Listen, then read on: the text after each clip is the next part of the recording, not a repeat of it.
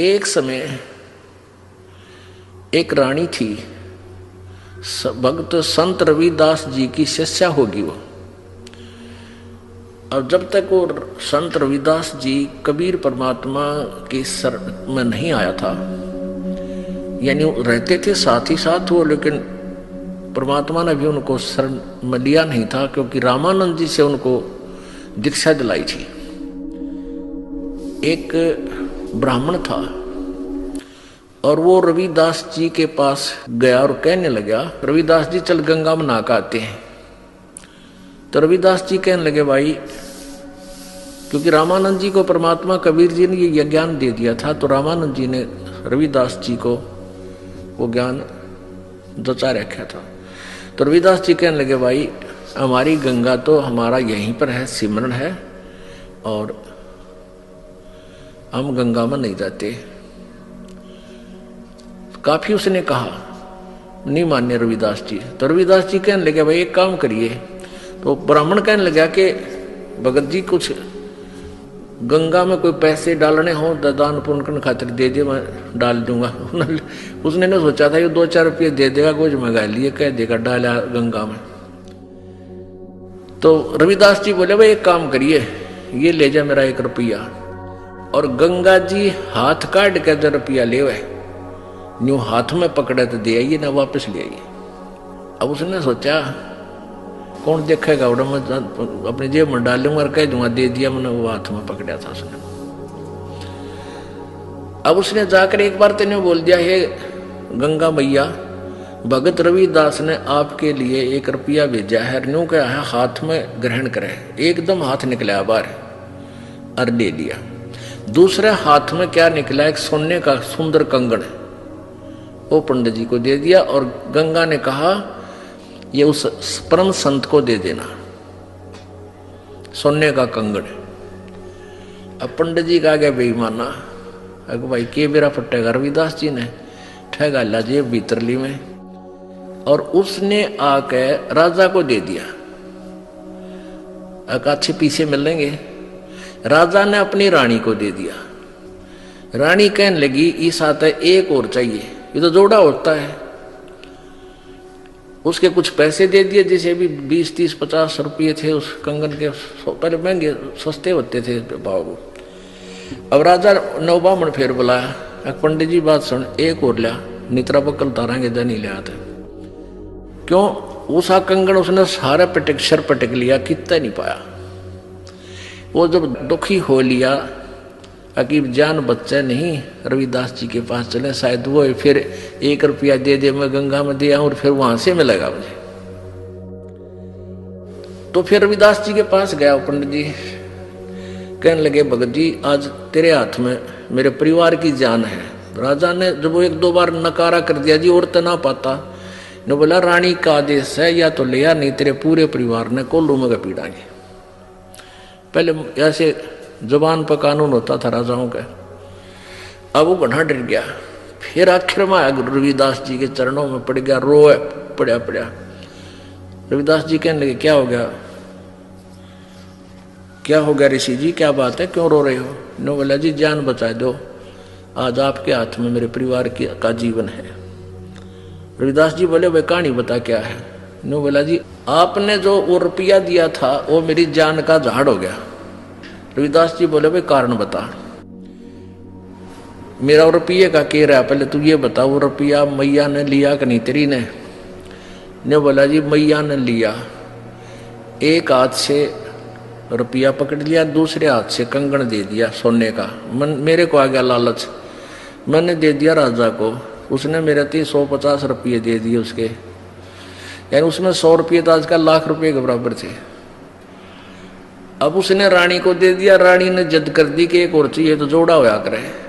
अब वो दूसरा मैं सारा सर पटक लिया, मुझे मिल नहीं रहा, राजा का आदेश से जो दूसरा नहीं लेकर आता है, मेरे पूरे परिवार को खत्म करेगा।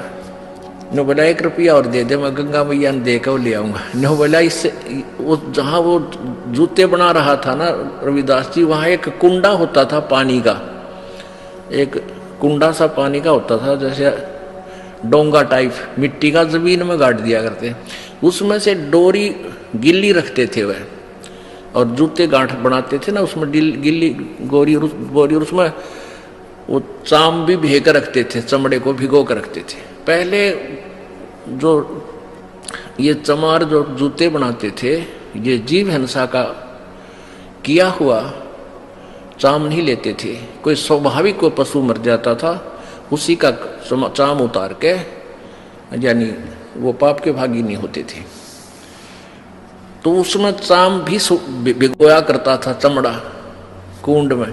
तो रविदास जी बोले इस कुंड में हाथ दे के काट ले जितने कंगन चाहिए। अब पंडित जी पहले तो दूर बैठा था, एक लत कपड़े से बोझ के, और मरता क्या नहीं करता, वो हाथ दे दिए उसमें, उस चाम के पानी में हाथ मारा तो उसके अंदर से 3-4 कंगन आए, एक जैसे, वो बिल्कुल डिटो कॉपी। अब रविदास जी बोला बाकी यहीं डाल दिया ना, और सामत आ जाएगी तेरी, एक ले जा अपना। अब उसने तो कलजा पाटन हो रहा था, वो तो लेकर चला गया। अब वो रानी ने पूछा भाई तू लाया कितने पल दनाटे था, सच्ची बता। उन्होंने सारी कहानी बता दी। तो वो रानी इतनी प्रभावित हुई ऋषि जी तय उससे, रविदास जी से, उन्होंने, रानी ने उसको गुरु बना लिया रविदास जी को। और एक दिन फिर धर्म भंडारा किया, एक भोज देना चाहा उसने, कोई लड़के की पार्टी पूर्टी करके, जन्मदिन वगैरह का। उसमें 700 तो ब्राह्मण आ रहे, ब्राह्मण पंडित जी, और उधर से गुरु जी को भी आमंत्रित करना जरूरी था कि गुरु के बिना कोई अनुष्ठान नहीं करना चाहिए। रविदास जी को बुला रखा। रविदास जी को रानी ने आदर सत्कार से अलग से एक सुंदर आसन बिछा कर उसके ऊपर विराजमान कर रखे।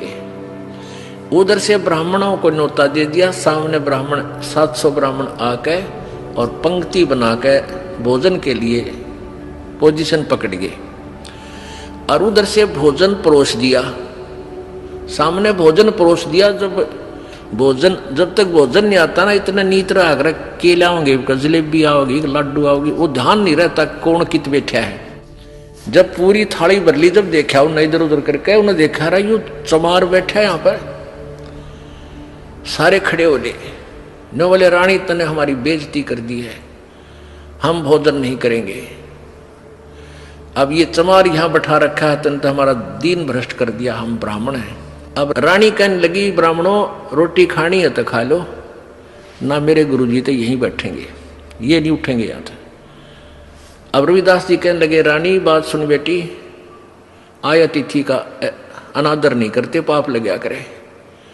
रविदास जी खड़े हो गए और कहने लगे विप्रो, मैं अपनी औकात भूल गया था, मेरा स्थान तो आपके जूतों में है, मैं वहां बैठता हूं जाके, आप भोजन पाओ, रुष्ट ना हो, इस बच्ची को दोष लग जाएगा।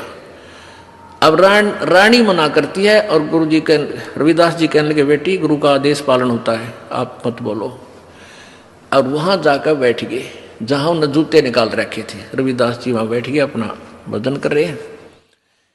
अब वो पंडे लागे छक्कन पे रोटी फटाफट। अब प्रत्येक पंडित के साथ में एक रविदास भोजन खा रहा है। 700 पंडित और 700 रविदास जी रूप बन गए और उनके साथ में रोटी खावे। वो सामने वाला पंडित कहता है अरे तेरे साथ ये चमार रोटी खा रहा है। रविदास कहता तेरे साथ भी तो खा रहा है। वो कहता तेरे साथ भी तो खा रहा है। अब सारे कूद कूद पड़े। रविदास जी कहते हैं ए ब्राह्मणों, मेरी और इंसल्ट मत करो, मैं तो देखो यहाँ बैठा हूँ, मुझे बदनाम मत करो। वहां देखा सचमुच वहां भी बैठा, 700 रूप में उनके साथ खड़े।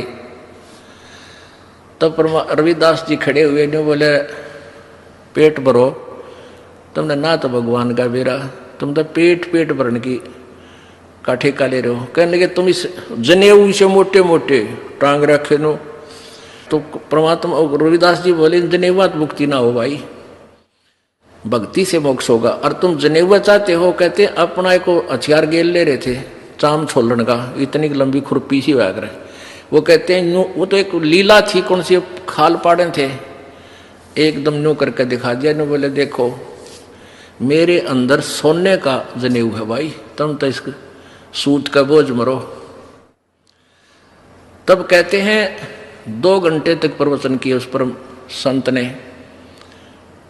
वो 700 के 700 पंडितों ने वो जनेऊ काट कर फेंक दिए, रविदास जी के चरणों में शीश समर्पण कर दिया, नाम ले लिया। गरीबदास जी ने लिखा है 1.25 मन सूत होया था उनके गलाम्या का, 1.25 मन सूत, और उनने उन 700 पंडितों का उद्धार कर दिया। तो यहाँ क्या बता रहे हैं, वही बता रही है ये विष्णु पुराण कि यदि एक सत साधक के सामने 1000 ये पेट भर श्राद्ध खानिए भी बैठे हों, उनका भी उद्धार और श्राद्ध यजमान का भी यानी भगत का भी उद्धार वो एक ही योगी कर देता है।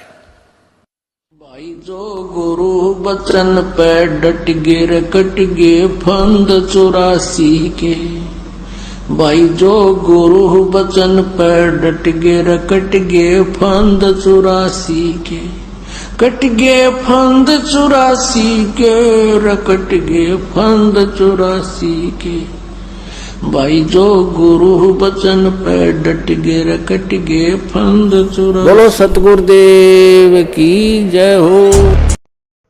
नमस्कार दोस्तों आपके चैनल सतगुरु वचन चैनल पर पूरे 3 लाख सब्सक्राइबर हो चुके हैं और YouTube की तरफ से हमें अवार्ड भी दिया गया है, जिसकी अगली वीडियो अवार्ड के ऊपर ही बनाई जाएगी कि कैसे हमने 0 सब्सक्राइबर से 3 लाख सब्सक्राइबर तक का सफ़र तय किया और आपका इतना सारा प्यार मिला। उसके ऊपर नेक्स्ट वीडियो आएगी, तो आप चैनल पे बने रहिएगा। और अगर आपने बेल आइकन नहीं दबाया तो बेल आइकन एक बार दबा दीजिए ताकि वो नेक्स्ट वीडियो का आपको नोटिफिकेशन मिल जाए। धन्यवाद दोस्तों। प्रश्न आ गया है और 2 हफ्ते पहले की अगर मैं बात करूं तो